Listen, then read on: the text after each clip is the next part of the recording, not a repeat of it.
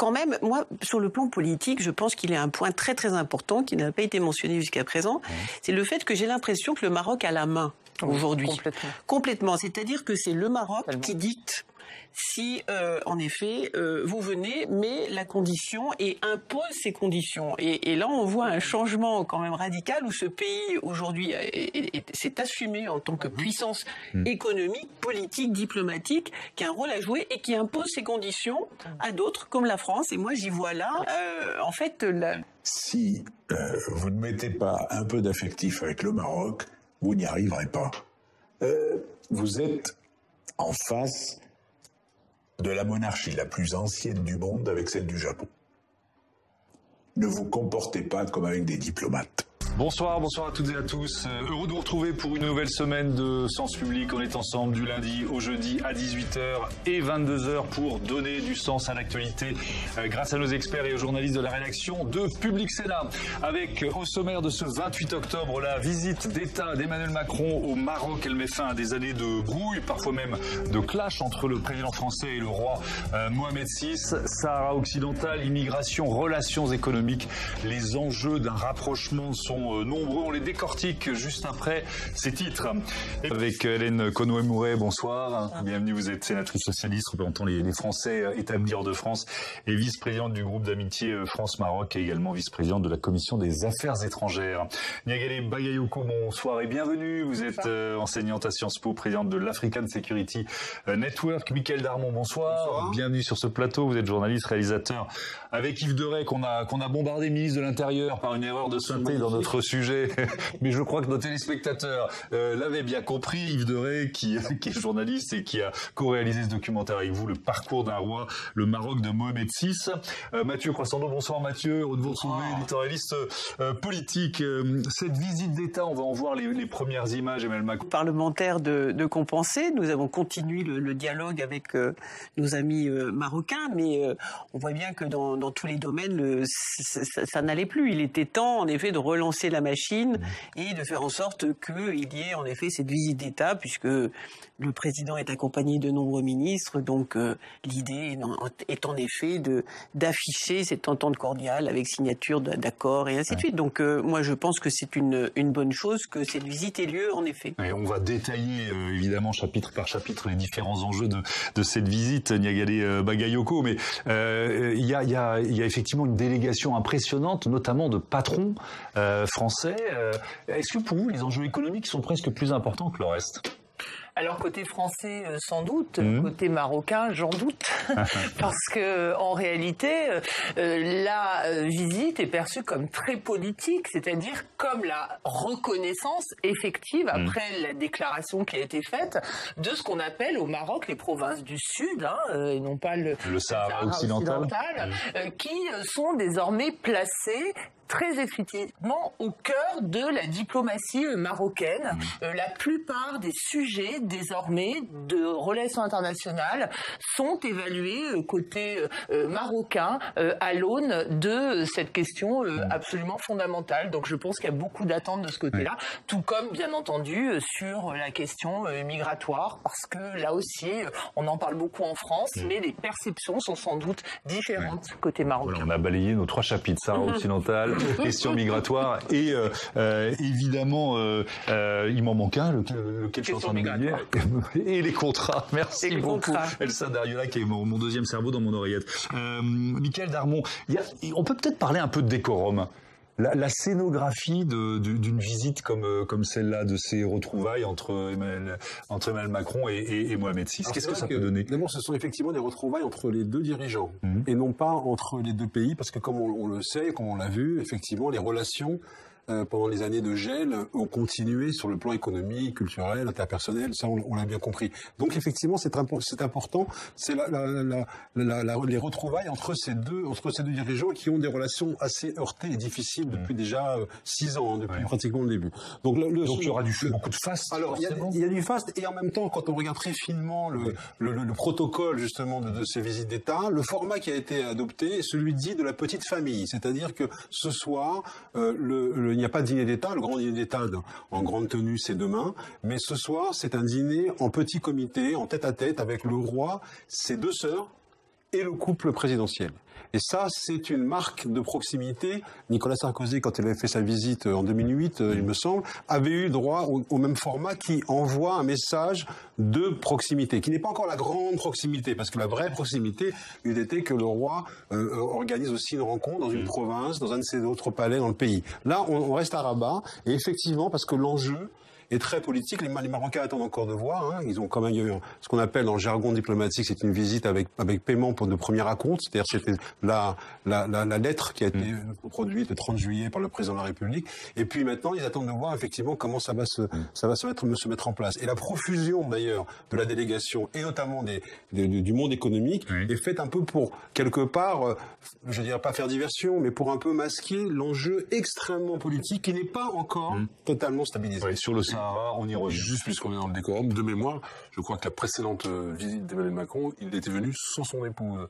Ce qui avait vexé une partie des Marocains. C'était le début. Ça commençait comme ça. En 2018, ça avait dit. C'était une réunion de travail, non? Oui, mais enfin, il était venu sans Brigitte Macron et en tout cas, ça avait été mal perçu.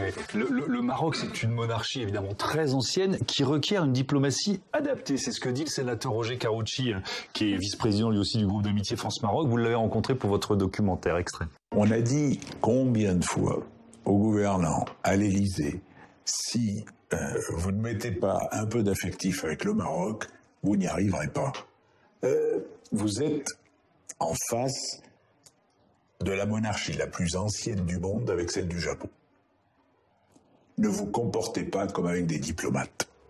Voilà, votre film documentaire à découvrir d'ailleurs le 1er novembre prochain, 13h, et puis toujours sur la plateforme Public Sénat. Est-ce qu'Emmanuel Macron a fini par tenir compte de ce conseil du sénateur Karoutchi, c'est-à-dire adapter son comportement, son affectivité d'une certaine façon, sa diplomatie aussi, au royaume chérifien?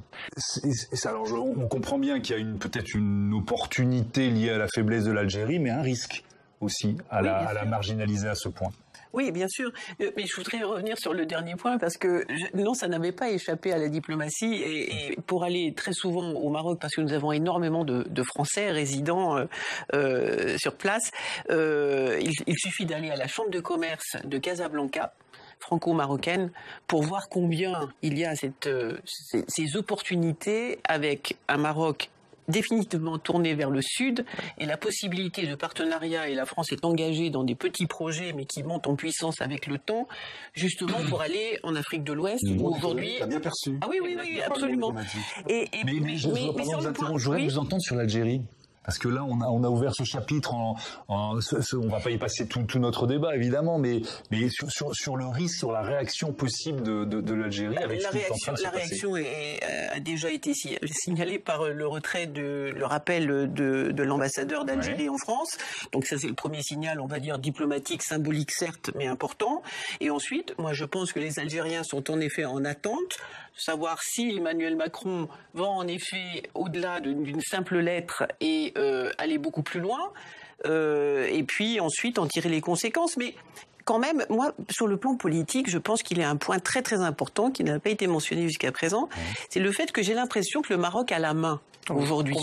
Complètement. C'est-à-dire que c'est le Maroc qui dicte si, en effet, vous venez, mais la condition et impose ces conditions. Et là, on voit un changement quand même radical où ce pays, aujourd'hui, s'est assumé en tant que puissance économique, politique, diplomatique, qui a un rôle à jouer et qui impose ces conditions à d'autres, comme la France. Et moi, j'y vois là, en fait, la sorte de... Voilà, la conclusion de cela. La plus grande des mutations. Et bien sûr, un autre irritant pour les Algériens, puisque l'irritant, Sahara occidental est un irritant sur lequel les Algériens se reposaient, et puis dans le sens inverse, voilà. Alors, on a qui nous entoure des photos d'Emmanuel Macron et du roi Mohamed VI qui datent d'il y a quelques minutes, juste après l'arrivée du chef de l'État français au Maroc, et ça m'offre la transition pour quand même ouvrir un chapitre sur ces relations entre les deux hommes, à quel point elles étaient exécrables, ces relations, notamment à cause de l'affaire Pegasus. Autre extrait de votre documentaire, regardez. En juillet 2021, une autre affaire encore plus explosive suscite un conflit opposant frontalement Mohamed VI et Emmanuel Macron. Emmanuel Macron, dans le viseur des services secrets marocains. potentiellement ciblé par un logiciel espion nommé Pegasus. A-t-il été écouté, surveillé via son téléphone portable? Une certitude, l'un de ces numéros apparaît sur une liste de plus de 50 000 numéros, dont plusieurs milliers de Français. Des numéros sélectionnés par divers pays étrangers en vue d'être espionnés par une technologie développée par NSO, une entreprise israélienne. L'Élysée a réagi ce soir après ces révélations. Si ces faits sont avérés, ils sont très graves. Toute la lumière sera faite sur ces révélations. Mon sentiment personnel est que le Maroc, comme toutes les puissances en devenir, ou moyennes ou grandes puissances, a une politique de renseignement très efficace. Et je pense personnellement qu'elle fait le maximum pour recueillir le maximum d'informations sur tout ce qui peut avoir attrait à sa puissance, à son influence. Au téléphone, les deux dirigeants s'écharpent littéralement. Emmanuel Macron veut que Mohamed VI reconnaisse son implication personnelle dans l'opération d'écoute dont il a été la cible. Et Mathieu, cette affaire Pegasus, elle a laissé des traces. Oui, parce qu'elle avait rendu furieux Emmanuel Macron, on l'a vu, mais aussi les services français, faut le dire, parce que le président de la République n'était pas le seul sur la fameuse liste des numéros sélectionnés. On y trouvait par exemple aussi le Premier ministre Édouard Philippe, on y trouvait le ministre des Affaires étrangères Jean-Yves Le Drian, on y trouvait de plusieurs de ses collègues, Gérald Darmanin, Bruno Le Maire, mais aussi des journalistes. Alors, rien ne dit à l'époque que le téléphone d'Emmanuel Macron a bien été écouté, infecté d'une certaine façon, mais devant l'ampleur du risque, pour la petite histoire, le président de la République réunira un conseil de défense dans la foulée et changera d'appareil comme de numéro de téléphone. C'est un véritable coup de tonnerre, cette histoire Pegasus, qui s'abat sur des relations entre Paris et Rabat qui étaient déjà sérieusement refroidies depuis plusieurs années. Pourquoi? Alors, plusieurs sujets de contentieux s'en mêlent. Il y a en toile de fond, d'abord, la volonté de la France depuis une décennie, une volonté avortée, en tout cas qui a échoué, d'opérer une sorte de virage diplomatique vers l'Algérie. Le Maroc était un partenaire traditionnel de la France. Vous vous souvenez de ce livre, Notre ami le roi, de Gilles Perrault, il y a déjà longtemps. Et là, ça a commencé sous François Hollande, ça s'est poursuivi sous Emmanuel Macron, avec notamment tous les chantiers sur la mémoire des deux pays. Il y a eu un virage sur l'aile, voilà, sur l'Algérie. Ça a irrité le Maroc, qui était jusque-là, je le disais, le partenaire privilégié de Paris au Maghreb. Puis il y a aussi une succession de petites et grosses affaires, de petits et gros quiproquos. En 2014, par exemple, il y a le directeur du contre-espionnage marocain qui est en visite à Paris et qui voit débouler 7 policiers dans la résidence de l'ambassadeur où il loge, qui sont mandatés par un juge d'instruction qui le convoque pour une plainte qui a été déposée pour complicité de torture. Alors, ça fait un tollé absolu, incident diplomatique. En 2014, toujours, tiens, l'acteur espagnol Javier Bardem, qui vient de produire un documentaire sur le Sahara occidental, on en parlait, rapporte un propos que lui aurait tenu l'ambassadeur de France à Washington en 2011. Et qu'est-ce qu'il aurait dit, cet ambassadeur de France à Washington? Le Maroc est une maîtresse avec laquelle on dort toutes les nuits, dont on n'est pas particulièrement amoureux, mais qu'on doit défendre. Là encore, tollé diplomatique et évidemment réaction outrée au Maroc. On peut l'imaginer. Et puis ces sujets de discorde, ils vont s'accumuler. Oui, alors on en a parlé en ouverture de ce débat. Paris va restreindre l'octroi de visa qui sera vécu comme une humiliation, notamment par les Marocains qui peuvent se déplacer, notamment les élites marocaines, faut le dire. Au Maroc, il y a la presse qui se déchaîne contre le président français. Et au Parlement de Strasbourg, il y a des résolutions qui sont votées contre le Maroc. Et évidemment, du côté de Rabat, on y voit la main de Paris. En février 2023, Emmanuel Macron va tenter de recoller les morceaux en déclarant, en réponse à un journaliste, sa volonté d'avancer avec le Maroc et en qualifiant ses relations personnelles avec le roi d'amicales. Mais tenez-vous bien, le gouvernement marocain avait répondu dans Jeune Afrique aussitôt, les relations ne sont ni amicales ni bonnes, pas plus entre les deux gouvernements qu'entre le Palais Royal et l'Élysée. Alors on n'est pas dans le langage diplomatique. Alors, vous imaginez un peu l'ambiance entre les deux pays qui est détestable, au point, et il faut le rappeler, que lors du tremblement de terre qui a frappé le Maroc il y a un an, Rabat va snober Emmanuel Macron et l'aide humanitaire française, mais pas celle de l'Espagne, du Royaume-Uni, du Qatar et des Émirats à l'époque, autant de pays, on en parlait tout à l'heure, qui avait soutenu la position marocaine sur le Sahara occidental. Merci beaucoup, Mathieu. Alors, je reviens sur ce clash là téléphonique. Michaël Armand, je veux bien que vous nous en disiez un peu plus. À quel point le ton est monté entre Emmanuel Macron et Mohamed VI à la suite des révélations de cette affaire Pegasus. Ah oui, d'après ce qui nous revient, effectivement, ça a été une conversation qui a été très très dure, parce qu'il y avait, comme on disait, cette volonté d'Emmanuel Macron de dire il faut absolument que le Maroc reconnaisse qu'il est derrière toute cette affaire. Le roi ne voulait pas en démordre. À partir de là, quand les deux hommes ont raccroché, c'était le gel absolu, total des relations qui se sont vraiment totalement éteintes. Et là, c'était, même quand le roi faisait parfois des séjours privés, notamment pour aller voir sa maman qui était malade, il ne mettait pas un pied à l'Élysée, personne ne s'intéressait, du côté français, ne s'intéressait à sa visite. Il y a eu beaucoup, effectivement, de tensions à ce niveau-là. Et c'est vrai que ça a culminé aussi avec ce moment d'échange, pour le coup, pas du tout diplomatique, où les relations ont été assumées comme étant ni bonnes, ni amicales.